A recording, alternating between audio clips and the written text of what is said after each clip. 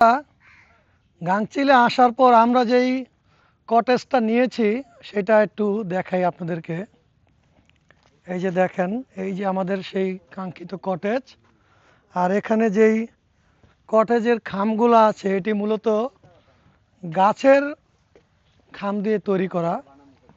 দেখেন এই যে গাছ কেটে কেটে তারা এই যে কত সুন্দর করে কটেজের খাম যেই সাপোর্ট দিয়েছে সেটি মূলত গাছের সাথে একদম তার কাটা মেরে সুন্দর করে ফিটিং করে দিয়েছে।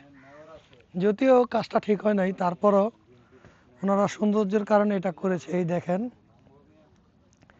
কটেজের এই যে এই গাছটার সাথে এই পায়াটা সুন্দরভাবে ওনারা সেটিং করেছে।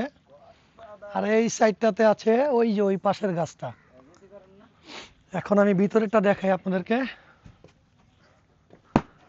এই যে দেখেন আমাদের তাবু আছে, আমাদের দুইটা, আমরা তাবুতেও থাকতে পারবো, এখানে থাকতে পারবো। আমাদের প্যাকেজের সাথে আমাদের একটা তাঁবু দিয়েছে, সাথে আমাদের এই কটেজটা। টি কটেজ দিয়েছে। হ্যাঁ, এরা ওনাদের নাম দিয়েছে আর কি, টি হাউস। এই যে দেখেন রুম থেকে বের হলেই কত সুন্দর ভিউ। দেখো দেখো, ওয়াও, আমি হামজা, দেখো এখানে গ্লাসের মধ্যে কি সুন্দর ভিউটা দেখা যায়। কি দেখা যায়? ও হ্যাঁ, এই যে দেখেন এই যে এই খামটা হচ্ছে সামনের একটি গাছ ছিল ওইটা। আর এখানে অসম্ভব সুন্দর ভিউ দেখেন, পানিগুলো কিন্তু একদম নীল। আমি জানি না আপনারা ক্যামেরায় কতটুকু বুঝতে পারতেছেন। হ্যাঁ,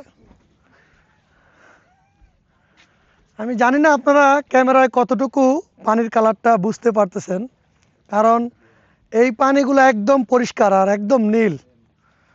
এইখানে আমরা একটু পরে গোসল করব, ওইটার ভিডিও আমরা একটু পরে আপনাদেরকে দেখাবো। দেখেন ওয়াও,